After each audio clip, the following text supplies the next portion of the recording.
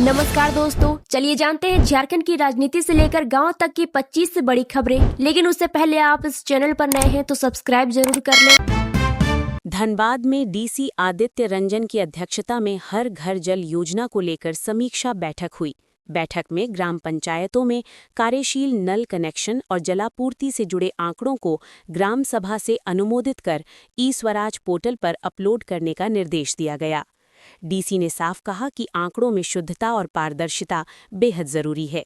इसके लिए मुखिया, पंचायत सचिव, जल सहिया और पेयजल विभाग की टीम को संयुक्त सर्वे कर तय समय सीमा में डेटा अपलोड करने को कहा गया।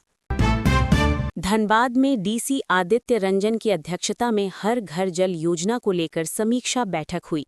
बैठक में ग्राम पंचायतों में कार्यशील नल कनेक्शन और जलापूर्ति से जुड़े आंकड़ों को ग्राम सभा से अनुमोदित कर ई-स्वराज पोर्टल पर अपलोड करने का निर्देश दिया गया।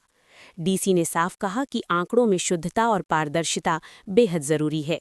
इसके लिए मुखिया, पंचायत सचिव, जल सहिया और पेयजल विभाग की टीम को संयुक्त सर्वे कर तय समय सीमा में डेटा अपलोड करने को कहा गया। रामगढ़ जिले में जनगणना 2027 को लेकर प्रशासन ने तैयारियां शुरू कर दी हैं और इसके लिए जिला स्तरीय जनगणना कोषांग का गठन किया गया है। डीसी फैज़ अक अहमद मुमताज़ ने अपर समाहर्ता कुमारी गीतांजलि को नोडल पदाधिकारी सह जिला जनगणना पदाधिकारी नियुक्त किया है। पहले चरण में अप्रैल से सितंबर 2026 के बीच मकानों की सूची और आवास जनगणना का कार्य किया जाएगा। प्रशासन का कहना है कि पूरी प्रक्रिया समयबद्ध और पारदर्शी तरीके से पूरी की जाएगी। हजारीबाग स्थित विनोबा भावे विश्वविद्यालय में दिशोम गुनु शिबू सोरेन के जन्म दिवस से पूर्व विशेष व्याख्यान का आयोजन किया गया।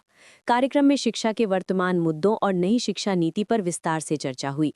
मंत्री सुदिव्य कुमार ने गुरु शिबू सोरेन के विचारों को सामाजिक बदलाव की सबसे बड़ी ताकत बताया। उन्होंने कहा कि शिक्षा केवल डिग्री नहीं बल्कि समाज को दिशा देने का माध्यम है और आने वाले समय में गुरुजी के विचारों पर शोध भी होगा। प्रधानमंत्री नरेंद्र मोदी आज से गुजरात के सोमनाथ के 2 दिवसीय दौरे पर हैं, जहां वे सोमनाथ स्वाभिमान पर्व के कार्यक्रमों में भाग लेंगे। इस दौरान वे मंदिर में ओम मंत्र जाप, शौर्य यात्रा और पूजा अर्चना में शामिल होंगे।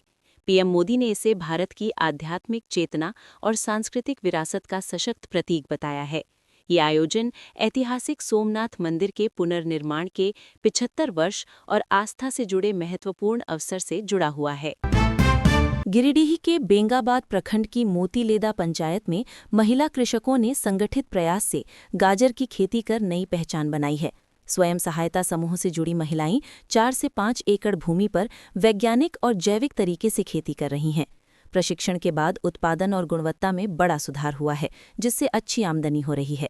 ये पहल महिला सशक्तिकरण के साथ साथ ग्रामीण अर्थव्यवस्था को मजबूती दे रही है।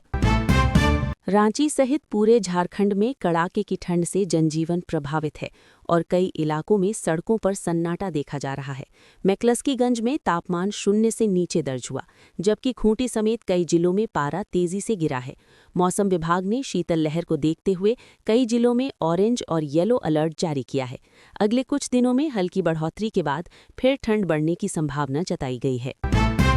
जमशेदपुर महानगर भाजपा में संगठन पर्व के तहत जिला अध्यक्ष पद के लिए जिला उपाध्यक्ष संजीव सिन्हा ने एकमात्र नामांकन दाखिल किया है। नामांकन प्रक्रिया साकची स्थित जिला कार्यालय में शांतिपूर्ण और उत्साहपूर्ण माहौल में पूरी हुई।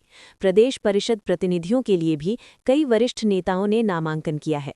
आज दोपहर जिला कार्यालय में नए जिलाध्यक्ष और प्रतिनिधियों की औपचारिक घोषणा की जाएगी। हजारीबाग के ग्रामीण इलाकों में जंगली हाथियों के हमले से पिछले 2 दिनों में 2 लोगों की मौत हुई है। वन विभाग ने स्थिति की गंभीरता को देखते हुए माइकिंग के जरिए लोगों को सावधान किया है और रात के समय घर से बाहर न निकलने की हिदायत दी है। विभाग ने मोबाइल ऐप हमारा हाथी 2.0 के जरिए हाथियों की लोकेशन साझा करने और सतर्क रहने का सुझाव भी दिया है, ताकि ग्रामीण सुरक्षित रह सकें और हाथियों को उनके प्राकृतिक प्रवास क्षेत्र की ओर भेजा जा सके। रांची जिला प्रशासन ने गणतंत्र दिवस समारोह के सफल आयोजन के लिए तैयारियों को अंतिम रूप दिया है। उपायुक्त मंजुनाथ भजंत्री की अध्यक्षता में हुई बैठक में मोरहाबादी मैदान में stage, pandal, sound tower, waterproof व्यवस्थाएं, झांकी और वीआईपी व्यवस्था सुनिश्चित करने के निर्देश दिए गए। इस बार झांकियों में झारखंड की संस्कृति, परंपरा और सरकारी योजनाएं प्रदर्शित होंगी, जबकि 15 प्लाटून और 3 बैंड परेड में शामिल होकर कार्यक्रम को और आकर्षक बनाएंगे।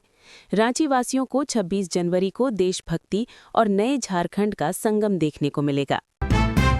रांची में कांग्रेस छात्र इकाई NSUI ने ओबीसी छात्रों की लंबित छात्रवृत्ति के खिलाफ आक्रोश मार्च निकाला और लोक भवन के समक्ष प्रदर्शन किया। मार्च में शामिल छात्रों का हौसला बढ़ाने के लिए झारखंड कांग्रेस के कई वरिष्ठ नेता भी मौजूद रहे। NSUI और नेताओं का कहना है कि पिछले 3 वित्तीय वर्षों में केंद्र सरकार की छात्रवृत्ति राशि पर्याप्त नहीं दी गई, जिससे ओबीसी छात्र वंचित हैं। छात्र और कांग्रेस नेता प्रदर्शन जारी रखने और जरूरत पड़ने पर संसद के समक्ष आवाज उठाने की चेतावनी दे रहे हैं। झारखंड में मतदाताओं के विशेष गहन पुनरीक्षण यानी SIR को लेकर मुख्य निर्वाचन पदाधिकारी रवि कुमार ने सभी जिलों के निर्वाचन पदाधिकारियों के साथ समीक्षा बैठक की।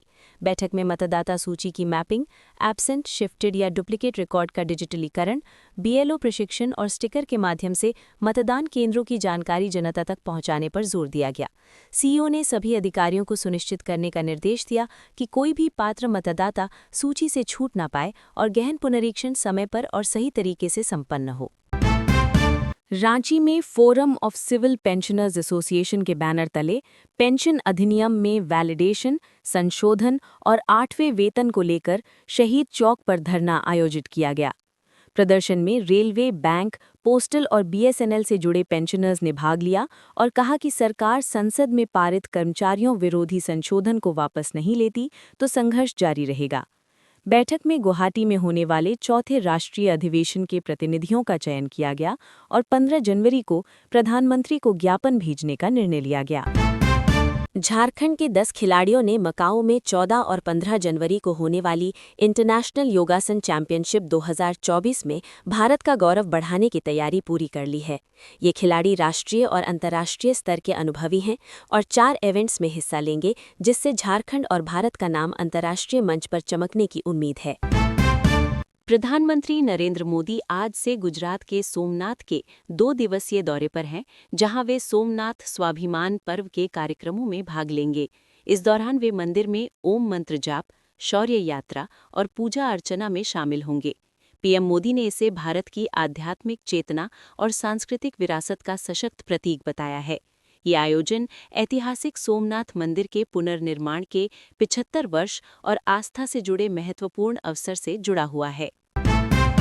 रांची सहित पूरे झारखंड में कड़ाके की ठंड से जनजीवन प्रभावित है और कई इलाकों में सड़कों पर सन्नाटा देखा जा रहा है।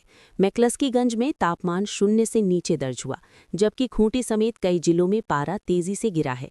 मौसम विभाग ने शीतल लहर को देखते हुए कई जिलों में ऑरेंज और येलो अलर्ट जारी किया है। अगले कुछ दिनों में हल्की बढ़ोतरी के बाद फिर ठंड बढ़ने की संभावना जताई गई है।